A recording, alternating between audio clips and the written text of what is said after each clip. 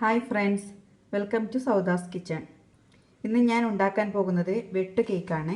അതിനാവശ്യമായ സാധനങ്ങൾ: ഇത് 2 കപ്പ് മൈദ, 1/2 കപ്പ് പഞ്ചസാര പൊടിച്ചത്, ഇത് 1/4 കപ്പ് റവയാണ്, 2 മുട്ട, ഒരു 3-4 ഏലക്ക, ഒരു 2 ടേബിൾ സ്പൂണോളം മെൽറ്റാക്കിയ ബട്ടർ, ഒരു 1/4 ടീസ്പൂൺ ബേക്കിംഗ് പൗഡർ, ആവശ്യത്തിന് സാൾട്ട്.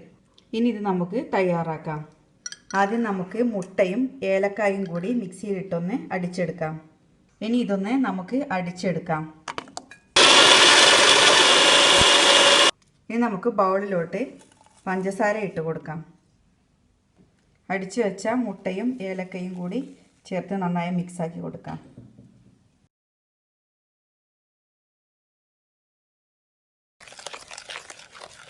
ഇത് മിക്സായിട്ടുണ്ട്. ഇനി നമുക്ക് മൈദയിലേക്ക് ബേക്കിംഗ് പൗഡറും ഉപ്പും ചേർത്ത് മിക്സാക്കി എടുക്കാം.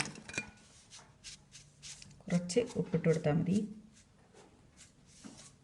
ഇതിലേക്ക് റവയും ചേർത്ത് കൊടുക്കാം. ഇനി ഇതൊന്ന് നന്നായി മിക്സാക്കിയതിൽ നിന്നും നമുക്ക് കുറച്ചായി ഈ മുട്ടക്കൂട്ടിലേക്ക് മൈദ ഇട്ട് കൊടുത്ത് കുറച്ചായി ഇട്ട് കൊടുത്ത് കുഴച്ചെടുക്കണം.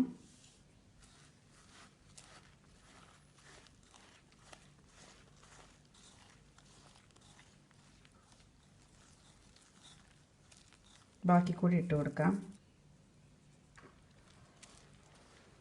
ഒന്നായി ഇട്ട് കൊടുക്കരുത്. ചില മുട്ടയുടെ വലുപ്പത്തിനനുസരിച്ച് അതിൻ്റെ ആ ഒരു വെള്ളം നനവ് നമുക്കിതിൽ കിട്ടുള്ളൂ. അപ്പോൾ ഒന്നായി നമ്മൾ ഈ മിശ്രിതം ഇതിലേക്ക് ഇട്ട് കൊടുക്കരുത്. ഇതിൻ്റെ കുഴക്കുന്നതിനനുസരിച്ച് വേണം ഇട്ട് കൊടുക്കാൻ. അപ്പോൾ നല്ല സ്റ്റിക്കി ആയിട്ടുണ്ട്. അത് നമുക്ക് മുഴുവനായി ഇതിലേക്ക് ചേർത്ത് കൊടുക്കാം. ആ മാവ് മുഴുവനായി ഇട്ട് കൊടുത്തു. ഇനി ഇത് നമുക്ക് നന്നായി കുഴച്ചെടുക്കാം. തീരെ വെള്ളം ചേർക്കാൻ പാടില്ല. ഇതിൽ തന്നെ ഈ നനവിൽ തന്നെ കുഴച്ചെടുക്കണം. നമുക്കിനി ബട്ടർ കൂടി ചേർക്കാനുണ്ട്.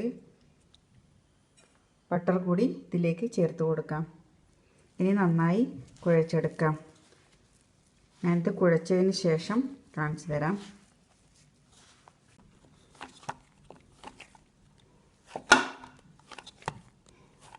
ഇവിടെ കുഴ ഏകദേശം റെഡിയായിട്ടുണ്ട്. ഇനി ഇതിന് മുകളിലേക്ക് നമുക്ക് കുറച്ച് എണ്ണ ഒഴിച്ച് ഒന്നുകൂടി റെഡിയാക്കി എണ്ണ ഇങ്ങനെ എല്ലാ ഭാഗത്തും കവർ ചെയ്ത് ഇതൊരു അരമണിക്കൂർ അടച്ച് വെക്കാം. ഓക്കെ, ഇപ്പോൾ നമ്മുടെ മാവ് ഒരു അരമണിക്കൂർ കഴിഞ്ഞിട്ടുണ്ട്. ഇനി ഇത് നമുക്ക് പരത്തിയെടുക്കാം. പരത്താനായിട്ട് കുറച്ച് എണ്ണ ഒഴിച്ച് കൊടുക്കണം. അത് എല്ലായിടവും ഒന്ന് സ്പ്രെഡ് ചെയ്ത് ഇതിൽ മാവ് വെച്ച് ഇനി നമുക്ക് പരത്തിയെടുക്കാം. ഇത് ചെറുതായി ഒന്ന് പരത്തിയെടുക്കാം. അധികം കട്ടി കുറക്കണ്ട. ഈ കട്ടിയിൽ പരത്തിയെടുക്കണം. ഓക്കെ, ഇനി എല്ലാ ഭാഗവും ഒരേപോലെ കട്ട് ചെയ്തെടുക്കണം. ഇതുപോലെ കട്ട് ചെയ്തെടുക്കണം.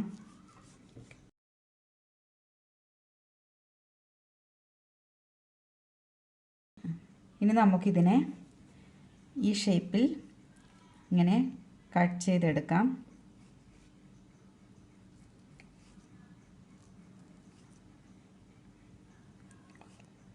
ഇനി ഇതിൻ്റെ നടുവിലായി നമുക്ക് ഓരോരോ കുത്ത് താഴേക്ക് ഇറങ്ങുന്ന വിധത്തിൽ കൊടുക്കണം എല്ലാത്തിൻ്റെയും. ഇപ്പോൾ നമ്മുടെ കേക്കൊക്കെ കട്ട് ചെയ്ത് വെച്ചിട്ടുണ്ട്. ഇനി നമുക്ക് ഫ്രൈ ചെയ്തെടുക്കാം. എണ്ണ ചൂടായിട്ടുണ്ട്. നമുക്കിത് ഓരോന്നായി ഇട്ട് കൊടുക്കാം.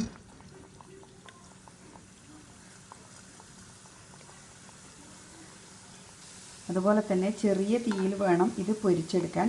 ഈ കൂടാൻ പാടില്ല, പെട്ടെന്ന് കരിഞ്ഞു പോകും, ഉൾഭാഗം വേവുകയുമില്ല. നമുക്കിത് ഇളക്കി കൊടുത്ത് വേവിച്ചെടുക്കാം. ഇപ്പോൾ നമ്മുടെ കേക്ക് കറക്റ്റ് വെന്തിട്ടുണ്ട്. നമ്മൾ കട്ട് ചെയ്തതൊക്കെ ശരിക്കും തുറന്ന് വന്നു.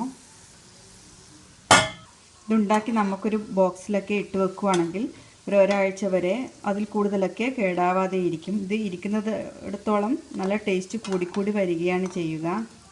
അപ്പോൾ വീണ്ടും പുതിയ റെസിപ്പിയുമായി വരുന്നത് വരേക്കും ബൈ.